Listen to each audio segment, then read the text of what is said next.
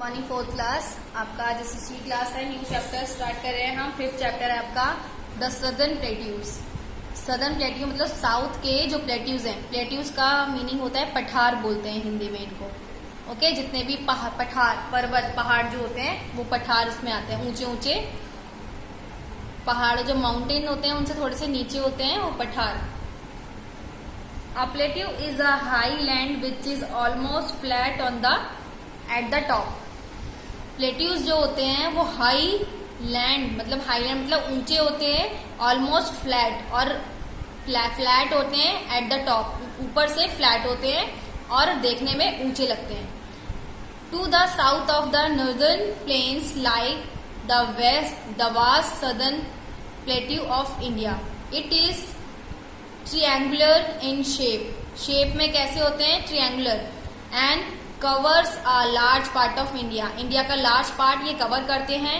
The land here is rocky and यूविन।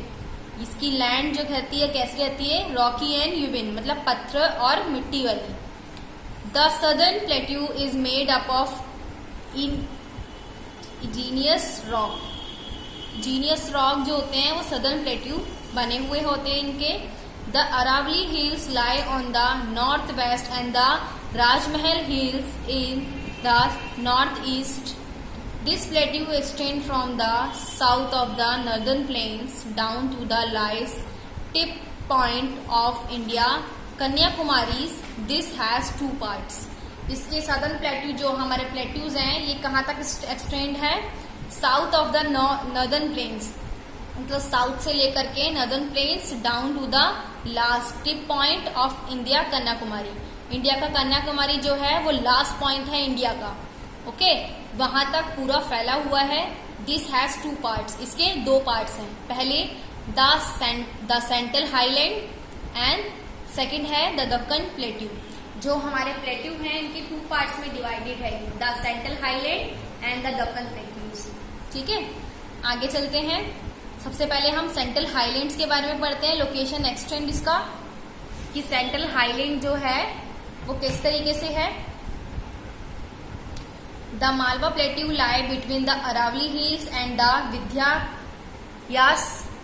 विद्यास hills. It has black soil which is very good for growing cotton and oil seeds. जो Malwa plateau है first आपका आता है central highland में। सबसे first number पे आता है आपका मालवा प्लेट्यू। मालवा प्लेट्यू जो है वो आपकी अरावली हिल से लेकर के विध्यांस हिल्स तक है और इसकी ऑयल कैसी है? ब्लैक सॉइल है। सॉरी, इसकी सॉइल कैसी है? ब्लैक है। एंड ये किसके लिए अच्छी है? कॉटन एंड ऑयल सीड्स के लिए, ग्रोइंग के लिए उनके अच्छी है। Wheat and jowar are also grown here. Wheat और ज्वार यानी कि गेहूं और ज्वार जो है वो भी यहाँ पे उगते हैं। Panna is Madhya Pradesh has diamond mines. और जो पन्ना है वो मध्य प्रदेश में डायमंड माइंस में होता है। आगे चलते हैं। The Chota Nagpur plateau second है आपका Chota Nagpur plateau. In rich is minerals like coal, iron, mica and magnesium. यहाँ पे अलग अलग मिनरल्स, अलग अलग क्या है यहाँ पे? माइंस है, coal, iron, mica and magnesium. The northern part of the region has the largest coal deposit in the country. Important coal mines are present in Giridh, Jahria and Bokaro and Raniganj. यहाँ पे जितने भी मैंने अभी नाम लिए हैं यहाँ पे क्या है? कोल की माइंस है। बहुत इंपॉर्टेंट कोल की माइन, कोयले की खाने जिसको बोला जाता है।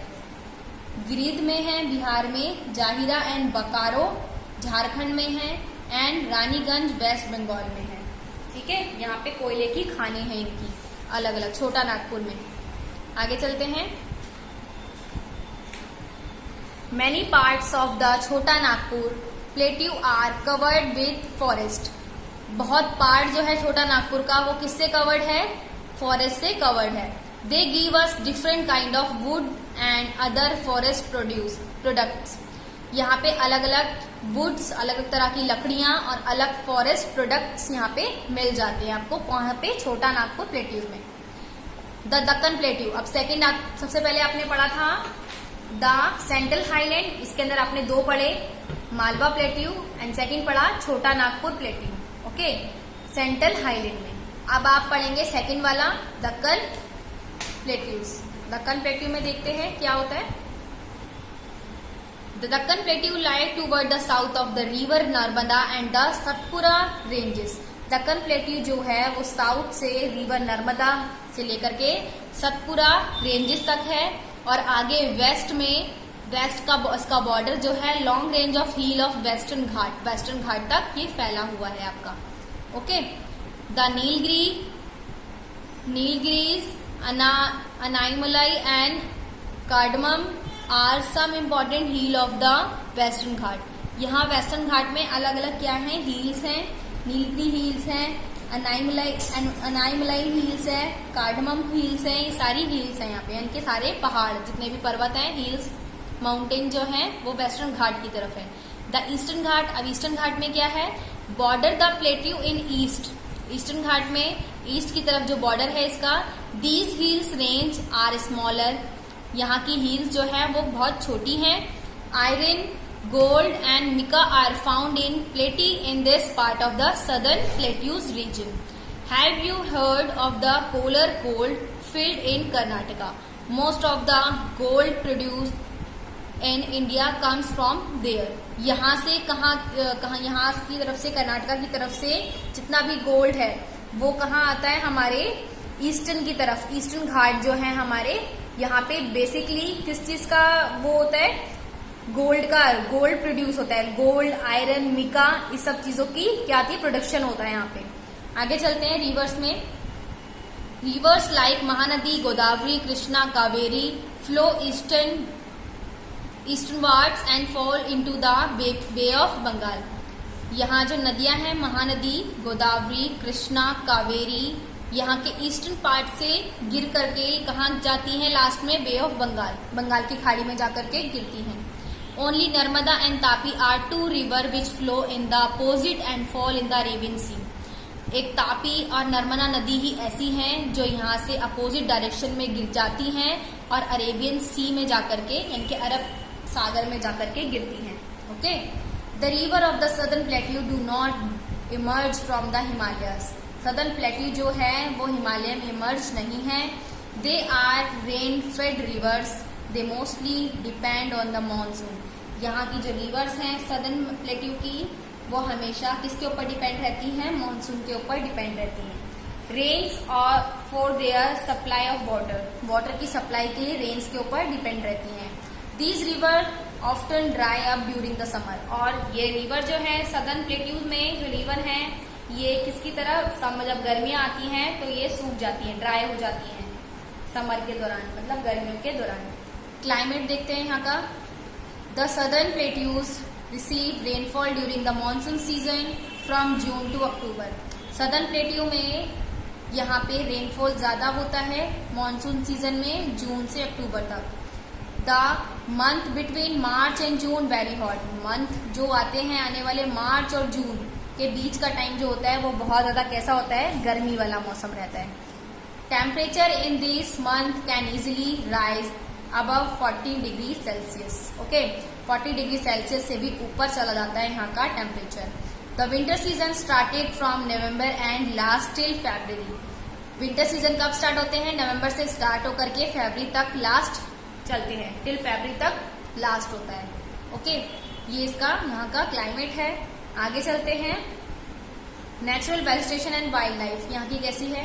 The forest around the western and the northern east part of the Deccan plateau have tree like oak, teak, sal, sandalwood, mahua, mango, jackfruit, bamboo and banyan tree.